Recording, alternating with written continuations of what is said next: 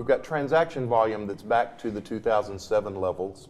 We have prices that are at or above 2007 levels. We see asset managers increasing their allocations to real estate along with other alternatives. And we see this flood of inbound capital from foreign sources seeking safety in U.S. real estate. Is that something that we should expect to see continue? If you look at historically to how wealth has been accumulated on this planet, it's been in precious metals, so that's sort of a proxy for currency, and real estate, land, real estate.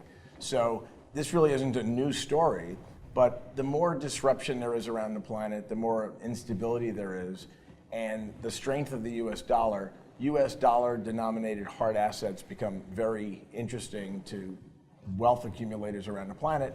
So that's why there's this tremendous interest in US real estate. But this really isn't a new story. It's been going on since 250 years ago when this entire country was foreign owned. So. Interesting. Well, it just seems that we're seeing real estate have impact across all of the sectors of the firm.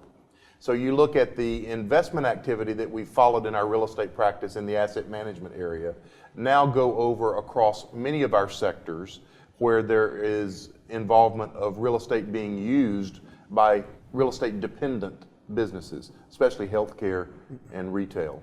Our new initiative around what we call the real estate life cycle is designed to export our practice expertise to each of these sectors as we see activity associated with how to monetize real estate, how to take advantage of this low interest rate environment, how to maximize value inside a corporate context, increased activity around spin-offs, conversions, securitizations. Is this something we would be expecting to see continue?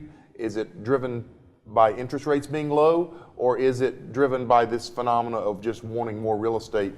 I think the low interest rates is a catalyst for it and an enabler, but corporations have one primary goal, which is creating shareholder value.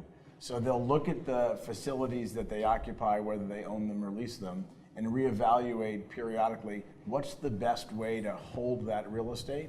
And what's interesting about what's going on right now, half of our clients are interested in selling the real estate off because they have another use for those proceeds, and half of them are saying, well, if we can borrow money at this basis and hold it for a long term, maybe we should lock in and lever the real estate and own it. So it's not that there's a uniform view across all corporate users, but what's going on right now, because of the tremendous amount of capital flowing into real estate and the low cost of capital and the strength of the corporate balance sheets, it's causing them to go back and figure out what's the right answer for us.